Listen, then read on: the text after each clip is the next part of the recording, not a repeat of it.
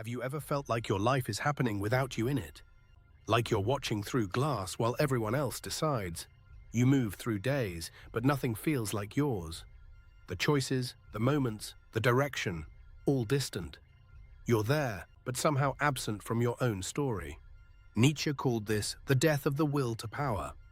Not power over others, but power over yourself, the fundamental force that makes you create, choose, act. When it dies, you become a ghost in your own body. Present, but not participating. Alive, but not living. It doesn't happen overnight. It's gradual, like water wearing stone. One compromised decision, one silenced instinct, one moment where you chose safety over truth. Each time, a little less of you remains, until one day you realize you don't recognize yourself anymore. The first sign is numbness, not sadness exactly, not anger, just nothing. Things that should move you don't. Opportunities pass by like scenery through a window. You watch, you register, but you don't reach. The gap between seeing and doing becomes an ocean. Nietzsche warned about this. He called it the last man. The person who blinks at everything, who wants only comfort, who says, "We have invented happiness," and blinks again. No peaks, no valleys, just the flat line of existence, safe, small, and slowly dying inside. You know you're becoming this when you choose comfort over growth. When you silence the voice that says there's more.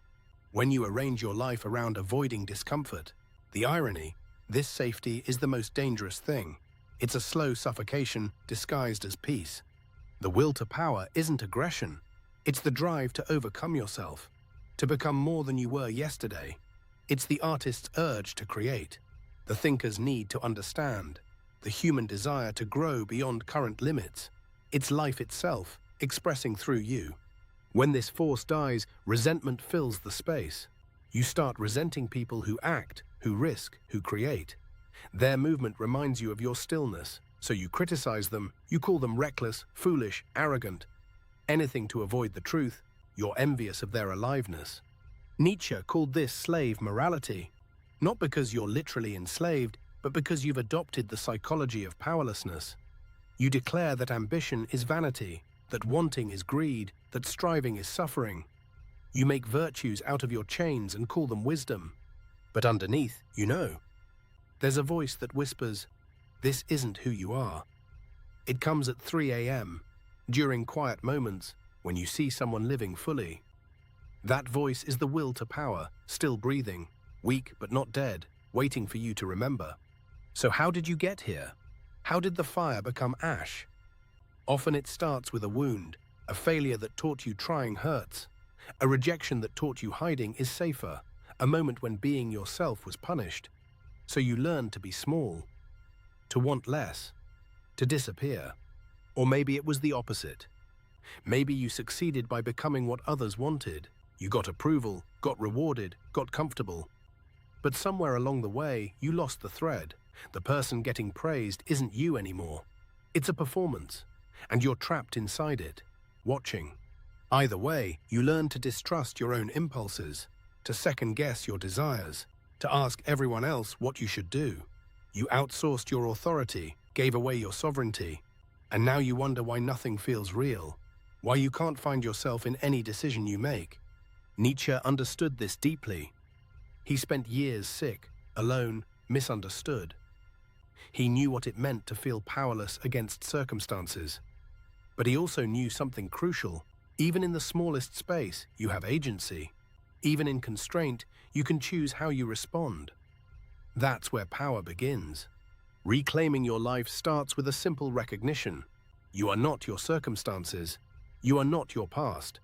You are not what happened to you. You are what you do with what happened to you. This distinction changes everything. It's the crack where light enters. The first step is brutal honesty. Look at your life without the comforting stories. Where are you giving away your power? Where are you waiting for permission? Where are you pretending you have no choice? These questions sting. They're supposed to. Truth cuts before it heals. You'll find patterns, places where you consistently surrender. Maybe with certain people, maybe in certain situations, maybe with specific desires you've learned to suppress. Each pattern is a teacher, It shows you exactly where your power is leaking, where you need to build boundaries or courage or self-trust. Nietzsche said, "Become who you are, not who you should be, not who others want, who you actually are beneath the fear and conditioning." This requires archaeology, digging through layers of other people's voices, finding the original impulse. The thing you wanted before you learned wanting was dangerous. This is uncomfortable, because that original self probably wanted things that aren't safe, probably had edges that don't fit, probably had a wildness that society spent years taming. Reclaiming power means reclaiming that untamed part, the part that doesn't apologize for existing. That takes up space. Start small, not with huge declarations, with tiny acts of sovereignty. Say no when you mean no. Choose something because you want it, not because it's impressive. Take one small risk. Let someone see you as you are. These moments feel insignificant. They're not. They're practice. Each time you choose yourself, something shifts. The muscle of agency strengthens. The voice of intuition grows louder. The gap between who you are and who you pretend to be narrows. It's not dramatic. It's cumulative, like water shaping stone, but in reverse. Building instead of eroding. You'll face resistance from others, yes, but mostly from yourself. The part that learned safety through smallness will panic. It will tell you you're being selfish, reckless, foolish. This voice is not wisdom. It's the internalized fear of everyone who wanted you manageable. Recognize it, thank it, ignore it. Nietzsche wrote about the three metamorphoses of the spirit. First, the camel, bearing the weight of should. Then the lion, roaring no to false authority. Finally, the child, creating new values, playing, becoming. You're somewhere in this journey, probably between camel and lion. That's okay. Keep walking. The lion phase is necessary but not final. You can't just rebel forever. Eventually you must create. Must build something that reflects your actual values. Must say yes to something, not just no to everything. This is where power becomes generative, where it stops being reaction and becomes creation. Ask yourself, what would I create if I weren't afraid? Not in fantasy, in reality. With your actual life, what would you build? What would you pursue? Who would you become? The answer is probably simpler than you think. Less grandiose, more true. That's the direction. That's your North Star. But here's the hard truth. You can't reclaim your life while clinging to who you've been. The comfortable identity. The familiar story. The version of you that everyone knows. That person is a shell. Nietzsche called it a skin to shed. It protected you once. Now it suffocates you. This is why transformation terrifies us. Not because we fear the future, because we fear losing the past. The person we've invested years becoming, even if that person is miserable. There's comfort in familiarity, safety in the known, but growth requires death, the death of who you were. Nietzsche embraced this. Amor fati, he called it. Love of fate, not passive acceptance, active embrace. Saying yes to your life exactly as it is, including the pain, including the mistakes, because all of it brought you here, and here is where you finally choose to become yourself. This doesn't mean you accept circumstances, it means you stop fighting the past. Stop wishing you were someone else. Stop comparing your chapter 7 to someone else's chapter 20. You work with what is. You build from here, with these materials, this life, this moment. Nothing else exists. The will to power returns when you stop waiting. Stop waiting for permission. Stop waiting for readiness. Stop waiting for the perfect moment. Those are disguises for fear. The moment is now, not because it's convenient, because it's the only moment you have. Tomorrow is imagination. Yesterday is memory. Power lives in now. Take one area of your life, just one, where you've been passive, reactive, powerless, and make one decision. Not a perfect decision, a real one, from your gut, not your fear. Feel what happens, not in results, in your body. There's a shift, a small electrical current. That's power waking up. It feels dangerous because it is. Not reckless dangerous, alive dangerous. When you stop performing, people notice. When you set boundaries, people resist. When you choose your path, people question. This discomfort is proof you're doing something real, something that matters, something that's actually yours. Nietzsche said the individual has always had to struggle to keep from being overwhelmed by the tribe.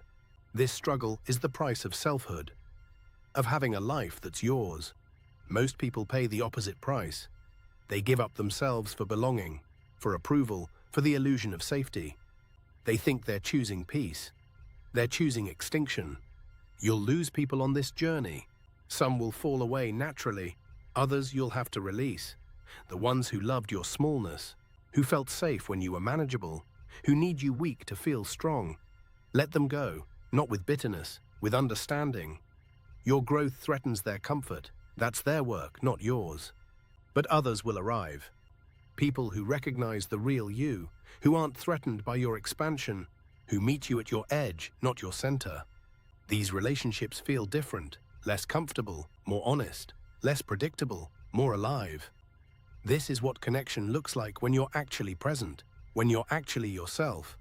The paradox: reclaiming power makes you less controlling, because you're not trying to manage everyone's perception anymore. You're not performing, you're not manipulating, you simply exist and act from that existence. This authenticity is magnetic, not to everyone, to the right ones. That's enough.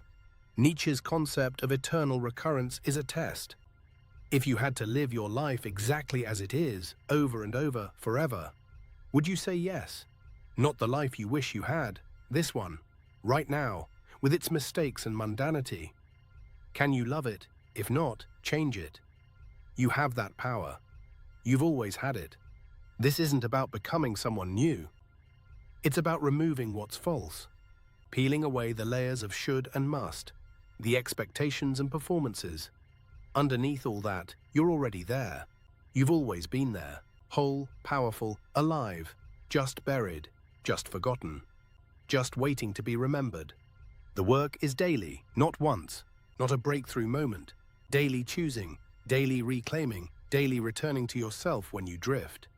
This isn't failure, it's the practice. The muscle gets stronger each time. The return happens faster. The drift becomes shorter. Until one day you realize you're living from center. You're home. You'll still doubt, still question, still wonder if you're doing it right. That's not a problem. That's consciousness. The only people who never doubt are the ones who never examine, who never grow.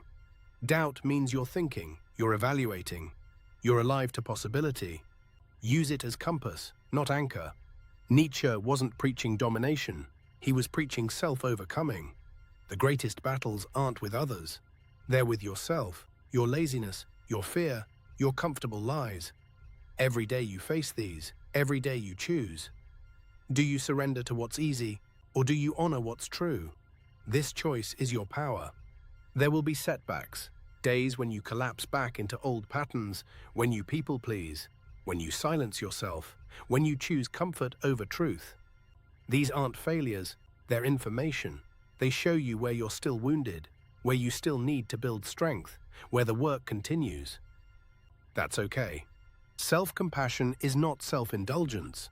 It's recognizing you're in process, you're becoming. Nietzsche said, one must still have chaos in oneself to give birth to a dancing star. You're in the chaos. That's not wrong. That's the creative phase, the transformation, the alchemy. Stars are born from collapse, so are selves. Reclaiming your life means accepting you're the author, not of what happens to you, of what you make of it. Not of circumstances, of responses, not of others' actions, of your own. This is the only freedom that exists, and it's enough. It's everything. It's the whole game. The will to power is not about winning. It's about willing. Actively choosing, creating meaning in a universe that offers none. This is terrifying. It's also exhilarating. No one's coming to save you. No one's going to hand you your life. You must take it, shape it, own it. That's not burden. That's liberation. Start today. Not tomorrow. Today, with one honest choice, one boundary, one risk, one moment of being exactly who you are without apology. Feel the fear, do it anyway, not because you're brave, because you're tired of being small. because something in you remembers what it feels like to be alive. Honor that memory. You are not broken. You're not damaged beyond repair. You're not too late. You're not too old, too young, too anything. You're here, alive, conscious. That's all you need. The will to power isn't something you find. It's something you choose. It's something you are, underneath everything. Waiting. Always waiting. For your permission. Nietzsche died thinking he was a failure. His books went unread. His ideas ignored. He collapsed in the street, broken. But his words survived him. They found the people who needed them. They changed philosophy, psychology, culture. He couldn't see it, but his power outlived his pain. Your impact will outlive your doubt. This journey never ends. There's no arrival point, no moment when you're done. You're always becoming, always choosing, always reclaiming. That's not depressing. That's the point. Life isn't a problem to solve. It's a force to express. The will to power isn't a destination. It's a direction, and the direction is always forward. So when you feel powerless again, and you will, remember this. The feeling is real. The conclusion is false. You are not powerless. You've just forgotten your power. It's not gone. It's dormant, like a muscle you stopped using. The moment you choose, it activates. The moment you act, it grows. The moment you honor yourself, it returns. Your life is happening, right now, not later, not when conditions are perfect. Now, are you in it, or are you watching from behind glass? That's the only question that matters, and you already know the answer. You've always known. You're just waiting for permission. Here it is. You have permission, from yourself. That's the only one you needed. The will to power is not about becoming someone extraordinary. It's about becoming ordinarily yourself. Fully, completely, unapologetically yourself. That's the revolution, not against systems, against the internal tyranny of should, the dictatorship of others' expectations, the occupation of your own soul. Reclaim it. It was always yours. It's time to come home.